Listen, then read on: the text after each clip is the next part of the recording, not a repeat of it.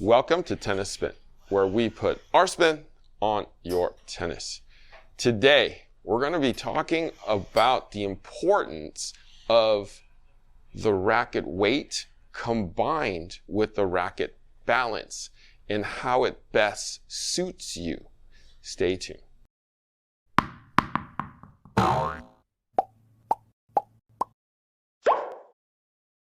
All right, I'd like to welcome Surina De Beer, former professional on the WTA Tour. Thank you for joining me on this special one. Thank you, Harry. Thank you. So the last time I was here, you had mentioned two things that stuck in my mind, and I thought, I gotta go back and learn about this a little bit more. Because since you are a tennis professional that you teach now, but you were a pro on tour. So you were saying the first thing was the Wilson Clash Jr. you felt had good kind of flow and lightness to it, in which it came through nicely for the juniors. What did you mean by that? So it's basically the balance of the racket. So and on the junior rackets, they always tend to make it a little heavier in the head, just because juniors, when they start off, they don't necessarily have a lot of shape yet. But I think it's a little behind, because a lot of juniors nowadays, if you look at one of my juniors here, his shape is like really good. So if you give him a racket that's very heavy in the head, he's just gonna like lose his technique literally. So because I do believe that the way that the racket is balanced will determine a little bit how your technique is gonna start looking. I see. And then the other thing that stuck into my mind was you chose to play with a Babolat Aero team. Is that correct? No, it was a Babolat soft drive. It was actually, so when Babolat first came out, like very first, like Carlos Moya was the only one playing with it. I think I was the second only one. So I was in South Africa, I had wrist problems, and I was working in a tennis store, and there was Babolat rackets that came in. I don't know how South Africa got the first of those Babolat rackets, but they did. And I hit with it, and I was like, oh my gosh, it's so much easier on my wrist. And the next minute I was like, I'm going to play with these. And Babolat sent it to me. They sent me guard, everything. Like, please play with the Babolat rackets. And then I went on to play Wimbledon with it. And I did really well at Wimbledon with this soft drive. It was the soft drive. Soft drive. But then I made the mistake. Babolat asked me if I want to play with a pure drive, but the XL. And it was the dumbest thing I've ever done, because the racket was extra long and it was really much way stiffer.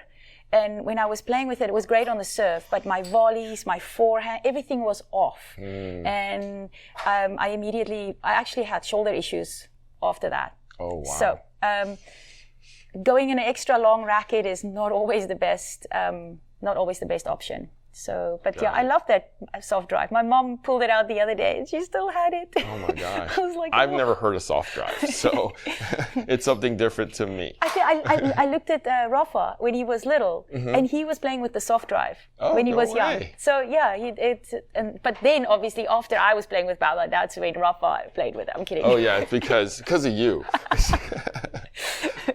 No, it's an age thing, Barry. It's an age thing. Yeah, he looked up to you.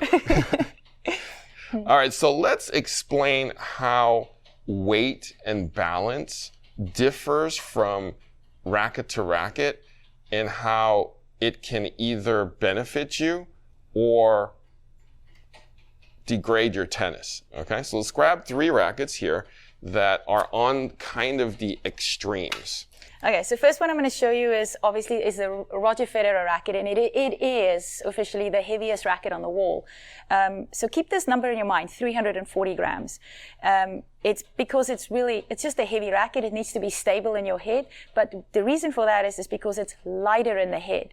So now if you look at the balance, how light it is, and if you keep the number 305 in your mind, that's why you need the stability. All the weight is here. And the reason you would use this racket is because if you swing, if you use your legs, and you have the stability, and then you can come through the ball. So you use your hands a little bit and you probably saw Federer having really extremely fast hands. But you need a lighter head in order to be able to do that. So very advanced. So if you are a player that doesn't have a very fast swing speed, I probably wouldn't recommend this. It's going to kill your arm. But if you can use your whole body, it's going to be beautiful. So the next thing, the opposite of the spectrum, is something like this, the Wilson Triad. Now, if you look at it, it is 264 grams. So very light. It's almost 80 grams lighter or something. And then if you look at the balance, it literally everything is in the head. And I believe the balance even on here, it's, wow, 360. This could well be the way opposite. It literally doesn't even go anywhere. And the reason you would use this racket is if you you're using a lot of arm, you don't have a lot of shape in your shot. So you just kind of you're bunting the ball. You're going to play for a Sunday double, so you're just going to go and you just bunt the ball. Easy to play with, you can't miss, but it's not going to be if you give this racket to Federer, he's going to be like, guys, what is this? He's not going to be able to come through the ball at all because it's just too heavy in the head. But the reason you have the head heavy is if you don't use your body, you have to get the power from the racket. And that's why the head heavy is useful. So now if you give me this one again. So now you can see the difference between these two. Okay, I'm just going to go like that. And then if you get the Ultra, which is industry standard, and now this one would be 300 grams, and the balance is 320. So if you look at that, see how it's completely balanced. So you have the Federer racket at 340 grams in all overweight, 300 grams and 265. And then the balance would be 305, 360 and 320. So right in the middle. And so that's where all the other rackets on the wall would be fitting in between all of this. And so depending on your shape, depending on your, how much spin you play, depending on how much body you use, that will determine which of these rackets will fit you. Right. So as I've told you guys in the past, when it's heavy, like the Fed, it's got to be head light. When it's light, it's got to be head heavy. That's why a lot of the rackets are kind of in this middle realm where it's more balanced, so that you can choose if you want to generate more head speed, this will help you. If you need more head weight, well, this is in between. You can add lead to this to make it more like this if you like. But they start you in the middle on all these 300 gram type rackets. Okay? So we got Udham here, and he's one of your students. Come on, Udham. Come here, buddy. All right. So Little Mo winner from last year. Tens. He's 11 now. Now, when you started with Udham, tell me what was going on and what you saw. Surina, we started with a racket similar to this one, E-Zone 26. Yeah, so what Udham was playing was with a Babolat racket that was like older, and the balance back then was like 330. And this is similar to this one. It's just really, really heavy in the head, very light. And he really struggled to kind of, drop the racket and come through over faster. So it was kind of holding back a bit. And so I found, that's pre-clash, I found the head racket. So remember 330 balance on this.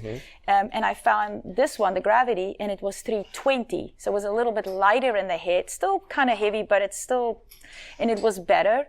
And then I think that's when you move up to a 27. But now, after some of my other younger kids, I found the Clash, 26, which is 315. And so for me, this one is now the nicest for the kids to develop their technique and come through faster. So it's just a really good racket for shape, and especially for high performance juniors. And I think the next step up would be the Clash 100L if you go to a 27-inch racket, because it is probably for the weight 280 grams, and I think it is a 315 balance. So again, it's nice and light, and it really allows for juniors to to come through. Because if it's hit heavy, it puts a lot of stress on their wrists. And I had some wrist problems before, so I clearly, now that I think back, how did I play with these heavy rackets? And I wish I had some of this to really help my shape and bring it over. So obviously the lighter the balance, the easier it is to shape the ball. Now they make slightly head heavier rackets just so that you can plow through the ball a little bit more. So power. So you get more power, but you don't get a lot of shape. So if you want to develop a junior for when they're 12, 13, 14, when they're bigger and stronger, that's why, a lot of juniors don't have great technique because they kept playing with rackets that were so hit heavy and didn't allow for them to improve their technique. I got you. So can we show some of this with Udham here? Like how a heavy racket looks on his hand versus something that's more suited for him? Sure, yeah. All right, so I have Q-Mate here, and I have 2 rackets that I'm going to have Udham try.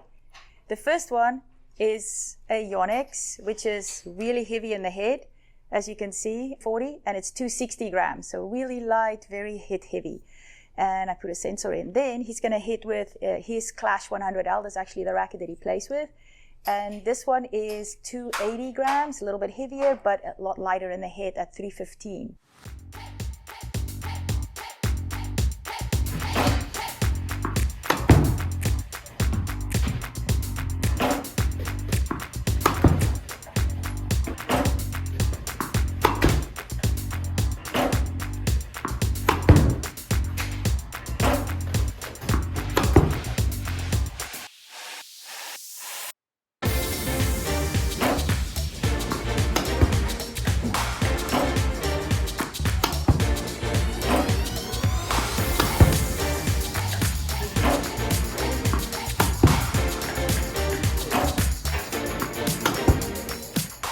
Okay, so he did 2 sets, and you can see he had a few more mediums here, like a few more hards. Then there's a few more harder ones there. If we click on that and we go to the ball speed, you can see the speed was way different on the Clash than it was on the Yonex. The spin actually was a little lower, but I have a feeling he was holding back because 1,000 RPM, like I know he does 2,000 RPM, but the hit speed is definitely faster. And the, arc length is also longer because it was a little easier to swing. The impact timing, this is where it's a little different. See how it's lower because the racket was heavier in the back and a little bit more was going forward, because the higher it is, the more you hit the ball in front of you. And then the spin speed, okay, do it together. Openness. So he was slightly closing it a little bit more on the Clash than he was on the big Yonex racket. Let's see peak acceleration. So the acceleration was a little higher on this one. So timing, also a little bit more in front, and peak acceleration timing was also a little bit more. You can see that there is like a little differences. So, Udham, when you were striking the ball, I noticed that with the bigger racket that was supposed to give you more power and plow, you looked a hair late on it. Yeah, it was harder to get through because the racket was heavier, so it was harder to come through the ball faster than it was with the lighter racket. So there's a little more lag time in it. Yeah. And then when you got into your racket, I noticed that you hit the target really hard enough that the balls rolled off. Like you can see 4 of them on the ground right here that the net couldn't hold. So you struck the ball cleaner and with more force each time. So my guess is you were ahead of the ball a little bit more. Yeah. Right? Yeah.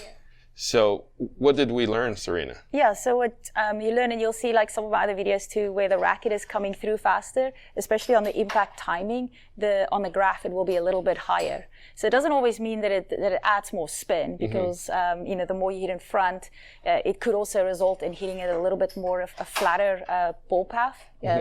But if then you have to drop the racket again. But also it's going to come down to your legs. So when a racket goes faster, you have to use more legs to generate the spin, just because you are hitting it more faster in front. Got it. So. Got it. I'd like to see you hit a couple. Sure. Would you mind? Yeah, go for it. Let's do it. All right.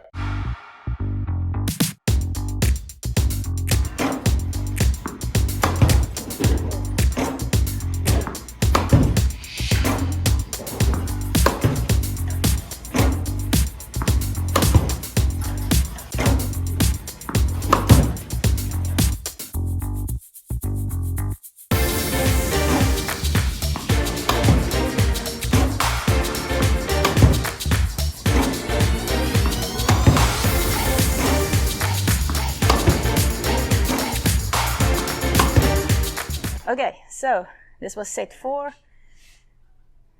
and let's go to ball spin and current session. So they set 3 and 4. So if you look at ball spin, the spin was higher on the clash. The speed was a lot higher, like 65 miles an hour versus, I don't know, 64. Hit speed is faster. I think where you're really going to see a difference, look at the sweet spot even. Oh, wow.